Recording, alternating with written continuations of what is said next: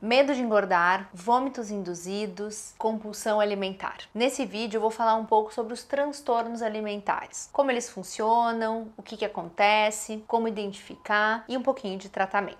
Antes disso, não se esquece de se inscrever aqui no canal e ativar a notificação para receber quando tiver vídeo novo.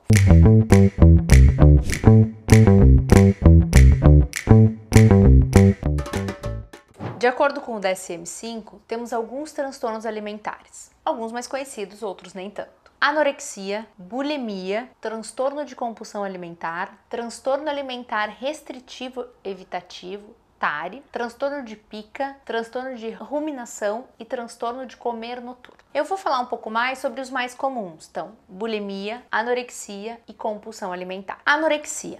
Na anorexia, então, normalmente são pacientes adolescentes, mulheres, muitas vezes fazendo balé, fazendo ginástica, em que frequentam e estão em ambientes em que o corpo é muito valorizado. Muitas vezes uma necessidade de controle. São pacientes que acabam fazendo uma restrição da ingesta calórica, ficam períodos sem comer, associado a um baixo peso, um medo intenso de ganhar peso, um medo intenso de engordar, uma autoimagem, muitas vezes com uma autoimagem distorcida.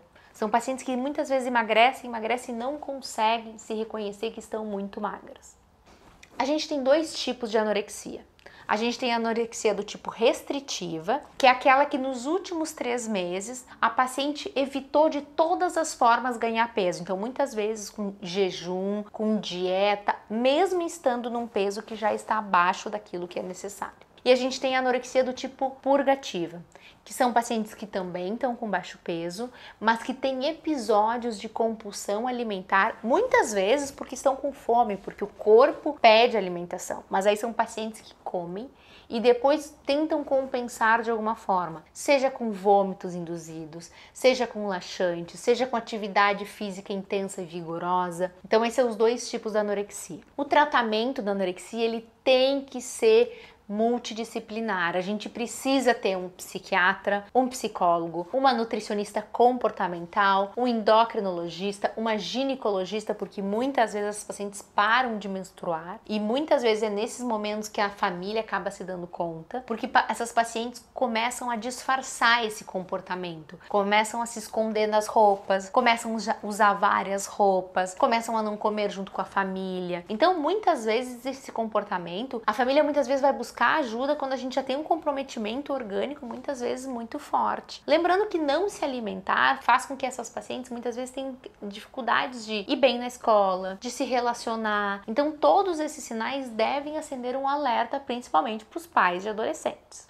Outro transtorno alimentar que temos é a bulimia nervosa. A bulimia nervosa, normalmente mulheres, jovens, a idade normalmente é um pouco mais velha que na anorexia, normalmente a anorexia começa ali bem no início da adolescência, na bulimia nervosa pode iniciar um pouco mais tarde. Os pacientes acabam tendo episódios de compulsão alimentar, que comem uma quantidade maior e em seguida tem um sentimento de culpa ou remorso muito grande. Isso tem que acontecer pelo menos uma vez por semana por 3 meses. Que logo depois que vem essa sensação de remorso, de culpa, normalmente esses pacientes eles vão tentar compensar de alguma forma, com vômito autoinduzido, com uso de medicamentos, com uso de laxante, com exercício físico intenso. A maioria dos pacientes com bulimia vai ter um peso normal ou às vezes até um sobrepeso, mas o transtorno alimentar ele pode migrar de um para o outro. Então eu posso ter uma paciente com anorexia que migra para bulimia e também posso ter uma paciente com bulimia que migra para anorexia. O tratamento também da bulimia é através da psicoterapia e do acompanhamento multiprofissional. Então, todos os transtornos alimentares vão precisar de uma equipe completa se dedicando ao tratamento dessa paciente. A gente não tem nenhuma medicação específica para tratar bulimia, nem nenhuma medicação específica para tratar anorexia. A gente vai focar principalmente no acompanhamento nutricional, no tratamento das comorbidades, que é muito frequente que existam, e também na psicoterapia. E o último transtorno que eu vou falar hoje é o transtorno de compulsão alimentar. O transtorno de compulsão alimentar, ele acontece no momento em que o paciente começa a pelo menos uma vez por semana, nos últimos 3 meses, tem episódios que normalmente duram 2 horas de um comer compulsivo, com quantidades muito grandes, muito maior do que a maioria das pessoas acaba conseguindo comer. Nesses episódios, o paciente sente uma sensação de descontrole, ele não consegue parar de comer.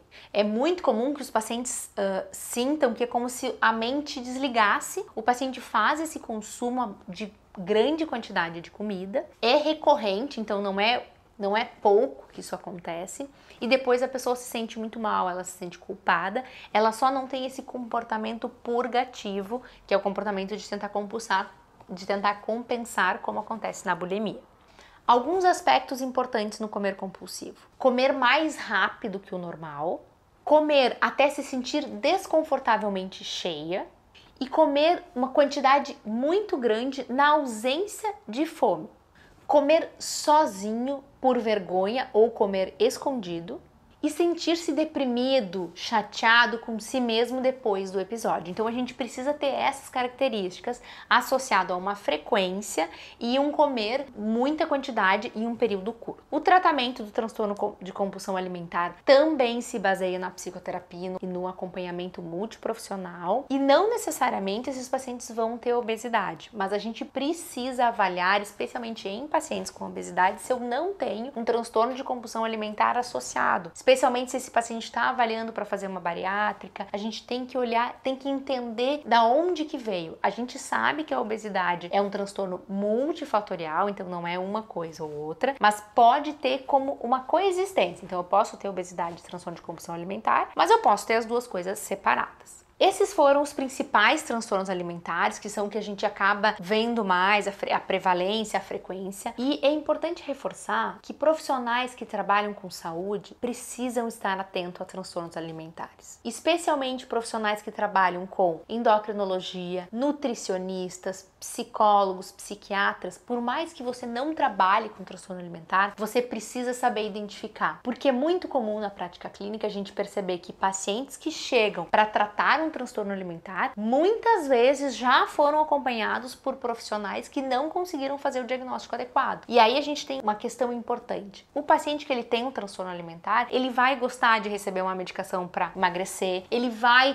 querer uma nutricionista que impõe uma dieta, porque são pacientes que gostam de fazer dieta restritiva. Então eu preciso saber identificar. Eu posso não trabalhar com isso, mas é importante identificar e aí sim caminhar para um especialista, uma nutricionista comportamental, um psiquiatra que trabalhe com transtorno alimentar, um endocrinologista que trabalhe com transtorno alimentar e esse paciente ter uma equipe multidisciplinar. Vamos parar de dizer para a pessoa que ela precisa emagrecer ou que ela tá linda porque ela emagreceu, porque a gente tá estimulando os transtornos alimentares. Claro que não é um fator que vai desenvolver o transtorno alimentar, não é porque um paciente fez uma dieta restritiva que ele vai desenvolver um transtorno alimentar. Mas se eu já tenho uma pessoa com uma tendência, com uma genética para ter um transtorno alimentar e eu estimulo esses comportamentos, eu posso sim estar ajudando a isso se desenvolver. Então, temos que saber identificar, mesmo que a gente não vá tratar. E pais, cuidem dos seus filhos. As filhas não estão querendo mais comer junto com a família, ficam usando roupas largas, logo depois que almoçam vão no banheiro. Então identifiquem esses comportamentos e busquem ajuda.